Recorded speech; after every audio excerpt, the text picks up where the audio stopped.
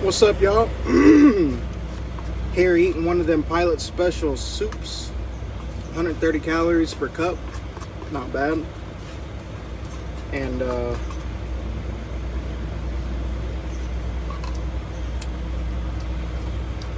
it's a blistering 91 degrees here in Bessemer, Alabama. And I don't know if it's recording off of this or what, but it don't matter. It's way too hot for all that mess. Right now I'm chilling in the fuel island, notoriously at a Pilot, Flying J. I'm not ashamed to say that I'm in my t-shirt, shorts, and flip-flops.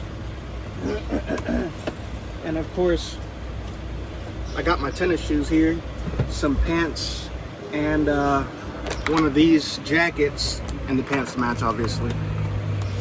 But, you know, prepared for all the shit talkers. It's okay. Y'all could judge, I don't care. I'm gonna keep doing what I gotta do. I guarantee a good 85% of you wouldn't last in a truck during summertime without AC. This is my third summer in a row where I don't go with AC. I've had AC in the beginning of summer, like right now in June. I've had it last year, and it only lasted about a month and a half before the gas leaked out of the Schrader valve. So it just made it really hard to financially want to keep up with it. And you know, last year was really tough, especially running over the road to Florida. Like we call it a Florida turnaround. So it just didn't make sense to have to fork out like $400 to pump the gas and get a new compressor and throw on the old belt and keep it pushing, you know. Sometimes you'd have it misaligned just because the bolts weren't put on correctly, or other times it just wouldn't make sense. Overall, it just didn't make sense. Like, I've had to do the AC system since I bought this truck twice. So it just makes it all that harder. But it's been a lot easier to deal with the heat since I've been doing this for the rest of summer last year till now. It's just a lot easier. And, you know, reasons why and how I make it easier is I do these little modifications, and it looks hilarious as hell, but when you're hot, you start to get creative. So right now I'm in the fuel island, just chilling, trying to draw out as much time as I possibly can. I gotta hang out here as long as I can, you know. Hey, judge all you want, but you gotta do what you gotta do just to make it out here, you know. But what I'm talking about specifically is it's hilarious. Look at this. But I made it work. Look. So this is just decoration. We'll move this out the way, right?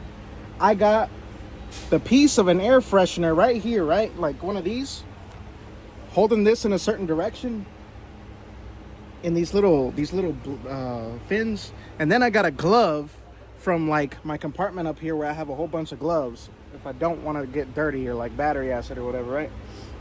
And then I have the cable mounted right now, just temporary, because I got my extendo cord right here. I just don't feel like putting it on. And I have it going to my inverter that's right here at the bottom of the bunk, like right there. Don't want you to see the mess. It's not really messy, but I got a drop cord, Mullen box, and my water bottle. You know, so this is just an update right now. Gotta do what you gotta do. Gotta do what you gotta do to make it. Don't mean you gotta sacrifice yourself too much. I'm not saying go out there and kill yourself. It's not what I'm saying. But what I'm doing right now is working for me.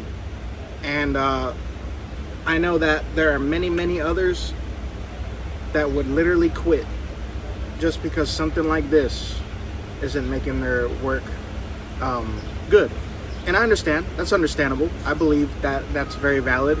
But I'm talking, those are mostly company drivers. Or if they're owner-operators, they wouldn't be working right now. They'd be at home chilling, or doing what they got to do to get that system back on. And really, I'm in that position where I can pull out of work or stop and get the system put on. But honestly, like so far, I'm doing it so well. I run within 300 miles from the house and usually don't pass 200 miles, like going one way. So I just go back the other way the same amount of miles. So really, like, I sweat it out. And when I get home, I go do what I got to do, hang out with the family, exercise. So really, like, I got most of the sweating out already.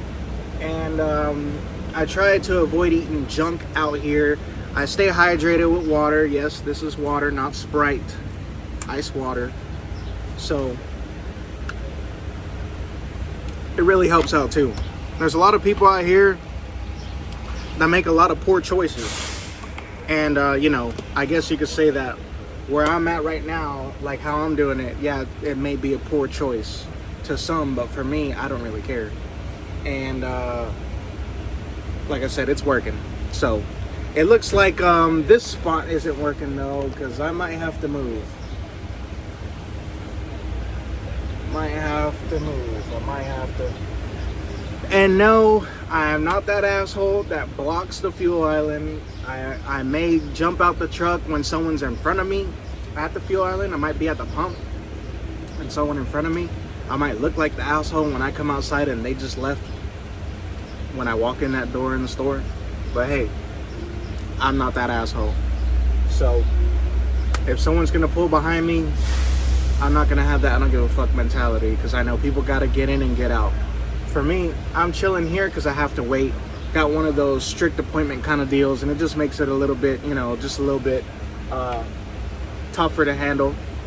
But it's not something that I'm gonna tap out, you know. I get this load, I go home. Simple as that. And home is about 175 miles away. So that's an easy 3 hours. So about 175, 200 miles, we'll say. About 3.5 hours maybe. Probably less if I keep my foot in it.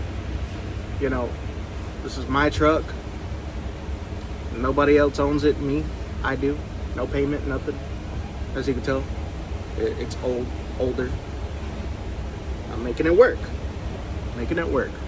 So anyway, this is just something to tell y'all, and me checking in, letting y'all know, like, hey, if y'all are suffering, it's okay. We're all out here together.